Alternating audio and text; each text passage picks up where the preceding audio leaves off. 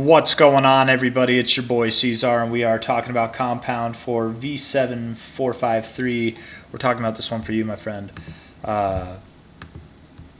Looking at it here, yeah, you just broke out of your accumulation range, checked back, literally like tipped with this week's lowest price that we have.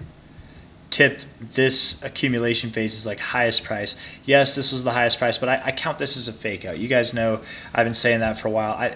I don't, just like whenever we were moving up here, I didn't consider this the point of breakout. I considered this week the high back here the point of breakout. We broke out this week. We didn't break out last week, right? We broke out that week, and we got the following move like because of it. So I don't know. I personally do think that this is a nice look right here, pulling back to that area, recovering. I think you have a lot higher to go, compound. You're at 87.79 right now. I absolutely think that you're going to move. There's not a whole lot standing in your way here, right? You've got this low point here, which you're finding resistance at now, potentially low, makes sense. Next place is right here. You've got low points here, high points here at 174, and then really it's all the way up here, right?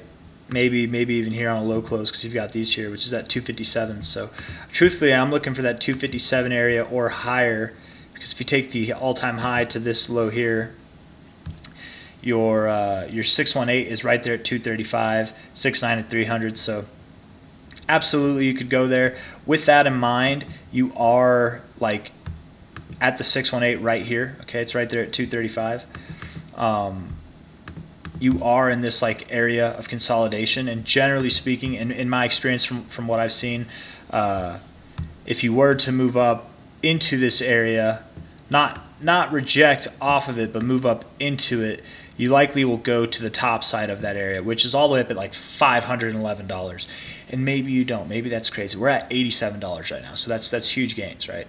I'm not trying to say that it's impossible because it's huge gains, or less likely because it's huge gains. I think if we were to get in here, why not go to the top side? Personally, that's my thought, and I feel like that's a lot of people's thoughts, because that's generally what happens. But maybe you don't. Maybe you also find resistance in the midpoint, which also is a common thing, which that would be between about, I mean, that'd be like roughly right around $426, $430, which, hey, we're at $87 now, so I mean, I don't care, man.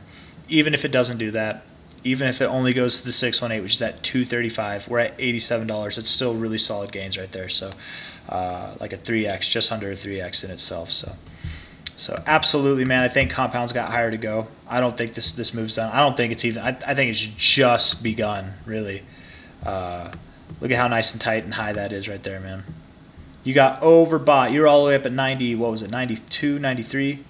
You're cooling off. You're well cooled off now in your RSI.